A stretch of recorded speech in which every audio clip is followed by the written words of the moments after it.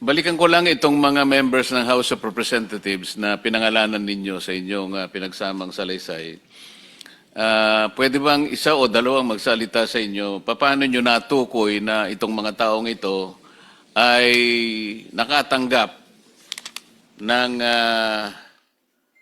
pera mula sa Unit 8 or Unit 9, Polo Club Townhouse, o kaya naman sa House of Representatives? Iba-ibang lugar ito eh.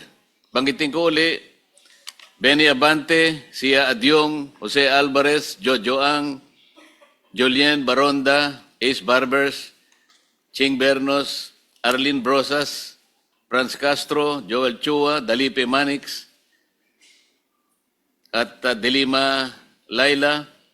Hindi pa siya congresswoman noon, kagaya na sinabi nyo, pero nakita nyo sa ibang pagkakataon, Dan Fernandez, Janet Garin, Don Gonzales, J. Kong Hun, Jerbil Luistro, Raul Manuel, Marcos Sandro, Paulo Ortega, Joseph Paduano, Stella Kimbo, may litrato pa rito eh. Bahay niya ba yung pinagdalhan ninyo? JJ Suarez, Erwin Tulpo. Meron nakalagay rito, pwede bang isalay sa inyo yung konting detalye? Bagamat nagkausap na tayo ngayon, na sabi ninyo ay gagawa kayo ng kaukulang detalye para patibayin lahat ito. Atty. Baligot, sino kayang pwedeng magsalita para lang itong mga binanggit nating, paano nyo nakita at anong pagkakataon, maleta ba ang tinanggap, karton, o shopping bag, o expandable envelope na kagaya ng binabanggit nyo sa maraming paragraphs ng inyong pinagsamang salaysay?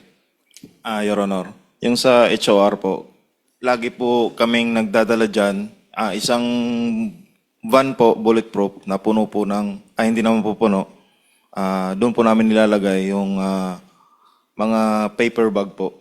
Para kanino?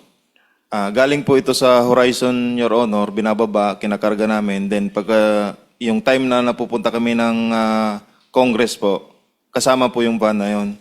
Sa anong pagkakataon na ibibigay yung mga daladala ninyong mga naka-paper bag? Yun po. Nagmi-meeting po sila sa opisina po ni Boss Aldi. Then pagkatapos po noon, nakikita na po namin na yung dala po namin mga paper bag galing Horizon po, dala-dala na po nila, bit-bit na po nila. Kung hindi man sila yung EA po nila. Dahil kabisado ninyo yung mga daladala ninyong paper bag, pagka nabit-bit nila, alam ninyo na yun ang mga daladala ninyong paper bag. Yes, Your Honor. Nakikita po namin sa team ni Boss Aldi po. Maliban sa mga members ng Congress na binanggit natin, meron bang mga cabinet secretaries ang nabigyan ninyo ng maleta? Meron po. Yung si dating DBM, Secretary Amina Pangandaman. Pumunta po siya sa BGC po, Horizon Homes. Sino pa? Sa akin po, yun lang po ang nabigyan. Sa inyong mga ibang kasama, may natatandang ba kayo na secretary ng cabinet na nabigyan ng maleta o anumang kahon o paper bag o envelope o anumang container ng pera? Yes, Your Honor. Ako naman po ang nagpipick up weekly doon sa 20th Banaba sa Forbes Park kay Secretary Francisco Chu Laurel Jr. Kasama ko po yung si Top Orly Gotesa, si PR Joey de Guzman, tapos dinadala namin sa bahay ni Joey de Guzman din po. Teka muna, cabinet secretary pero meron kayong binabanggit na media? Ganun ba yun? Paano yun? Yes, sir. Kasi PR media niya si Joey de Guzman, sir.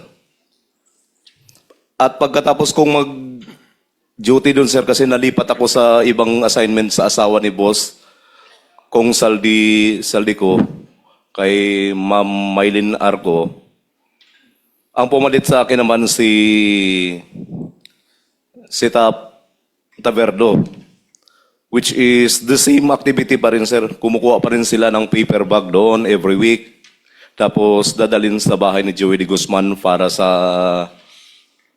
media po. So, ang binibigyan ninyo ay yung media. Yes, Your Honor. Hindi, ang tinatanong ko, cabinet, secretaries.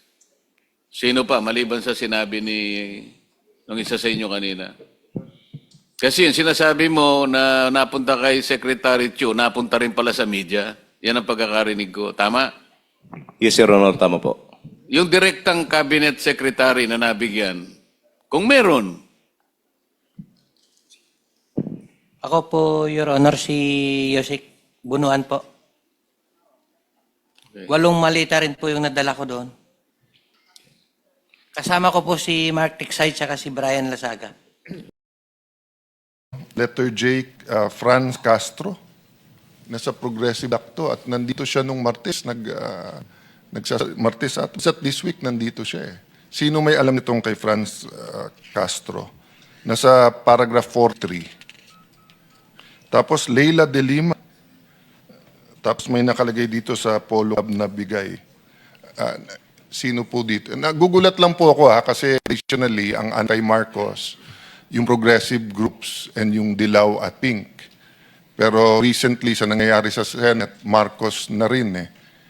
Pag biglang nandito mga pangalan nila. Again, that doesn't mean this is true. That's why I want to found. Sinong may anong kay Leila de Lima at saka kay Franz Castro? Mga kongresista.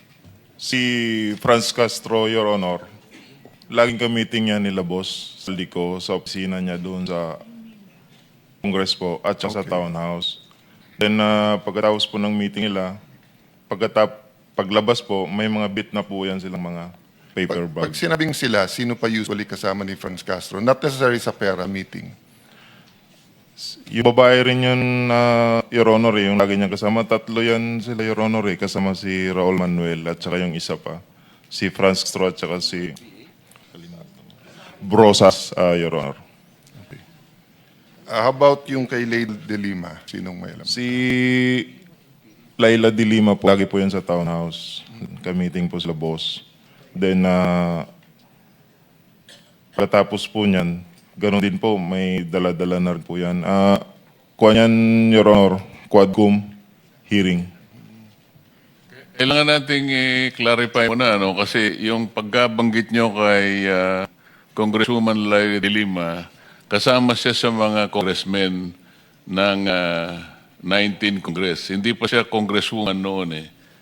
Bakit siya kasama rito doon sa listahan ninyo sa paragraph 43? Yun po yung, siguro po may lisis po kami dyan kasi, Your Honor, Napagkamalan nyo siyang congresswoman noong panahon na yon. nung congresswoman, nung panahon na yun, Your Honor, hindi pa po siya kongresista. Pero nung namimit na po kami ni Attorney Baligod, congresswoman na po kasi, kaya na sama po dyan sa mga congressman po. Kasi bukod sa kanya, itong tunay na mga congressmen na nilist down nyo sa paragraph 43, babanggitin ko na, salitaan nyo naman ito eh. Ito yung mga nag-deliver po kami mismo sa bahay ng ilan sa HOR at yung iba kinuha nila sa Unit 8 o Unit 9 ng Polo Club Townhouse, Forbes Park. Sila yung mga sumusunod. Benny Abante, Sia Adyong, Jose Alvarez. Dito binabanggit niyo kung saan kinuha eh. Halimbawa, si Benny Abante, kinuha niya sa House of Representatives saka sa Townhouse. Si Sia Adyong, mga congressman po ito ha, House of Representatives niya kinuha. Jose Alvarez sa Forbes Park House. Jojo Ang, Townhouse. Julien Baroa, Townhouse. Ace Barbers, Townhouse. Ching Bernos, House of Representatives. Arlene Brosas, House of Representatives, Townhouse. Franz Castro, House of Representatives, Townhouse. Joel Chua, House of Representatives. Manix Delipe, House of Representatives. Ito nga, si Lima, Townhouse niya kinuha. Dan Fernandez, House of Representatives, Townhouse. Janet Garin, House of Representatives, Townhouse. Dong Gonzales, Townhouse. J. Kong-hun, House of Representatives at Townhouse. Jervil Luistro, House of Representatives. Raul Manuel, House of Representatives and Townhouse. Ito yung mga anong makabayan group na sinasabi ni Senate President kanina eh. Raul Manuel, Franz Castro, Arlene Brosas. Ito yung makabayan black. Nagsasalita sila sa House of Representatives. Matagal ko po silang nakasama roon eh. Wala nang ginawang mabuti ang gobyerno. Palagi sila na lang mabuti. Na parang sila, ay ngayon pala eh, di ko sinabing totoo lahat ito, kaya kayo nandito para patibayan ninyo, para tindigan ninyo na totoo lahat ang sinabi nyo ito. Sandro Marcos, Forbes Park, Paulo Ortega, House of Representatives, Joseph Paduano, House of Representatives, Townhouse, Stella Kimbo, House of Representatives, Townhouse and Residence, J.J. Suarez, House of Representatives, Erwin Tulpo, ayun, Green Hills, House of Representatives. Itong lahat po ng binanggit ninyo na mga ngayon ay naglilingkod na miyembro ng House of Representatives, yung iba naman ay wala na, kailangan patibayan natin sa pagitan ng inyong individual o sama-samang paglalahad na tama lahat na sila ay nakatanggap sa iba't ibang paraan at iba't ibang lugar ng salapi.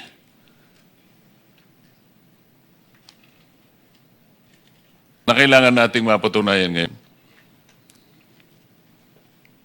Sino gusto magsimula? Kailangan mapatibayan natin lahat ito.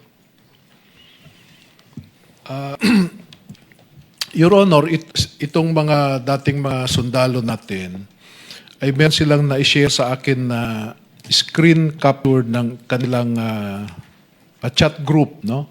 Kasi ang nangyayari po noon, may chat group sila. Pag mag-deliver sila ng pera sa personalidad, ay kinukuhanan nila ng picture at ipinapasa sa chat group nila. Pag nakita po yun ni Ginoong Zaldico, fino-forward niya doon sa recipient at sinasabi, okay na ako sa iyo ha, etc. Pero kung kasama mismo si Ginoong Zaldico sa pag-deliver, hindi na nila napipicturan. Hindi, yun lamang, maski na yun, pwedeng tanggapin ng komite. Dahil ang importante lang, mapatibayan natin na itong mga taong binanggit natin ngayong umaga, sapagkat ito naman ay nasusulay inyong pinagsama-samang salaysay, merong mapagbabatayang... Ito no, noong April 8, Tuesday po ito, may nag-text yung si Police Captain Alvin Nugid, yung parang team leader po nila. Sabi niya, Franz Castro, saka Arlene Brosas, dito na sila, sir. Tapos may sagot, sir, may kasama pa daw sila, continue daw. Pabato na lang, sir, sa truwa sa baba. And then may naipasa rin nga sa akin na isang picture ni Congresswoman Brosas doon sa opisina ni Congressman Saldico, no? So si Congresswoman... So lahat ng nabanggit nating mga public figures ngayon, merong mga confirmatory na ebidensya sa chat ninyo, kung hindi man litrato, confirming that all of them Opo, received these kickbacks. yung pag-receive po ng kickback, sabi ko, pinapadala sa group nila.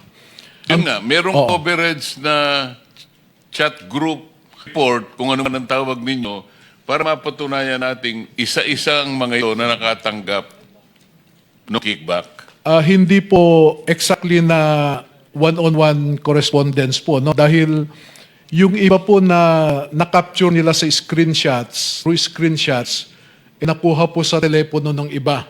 Pero may naiwan din po sa na maibibigay po namin sa Chairman, inyo. I think ang ibig sabihin, Chairman, katulad nung nagtanong ako kay Senator Tito Soto, allegedly, sinagot nung tatlo na or dalawa, tatlo. No? Tinanong ko kay Senator Erwin. So I think kung sino lang may personal knowledge dun iba. But just one comment lang.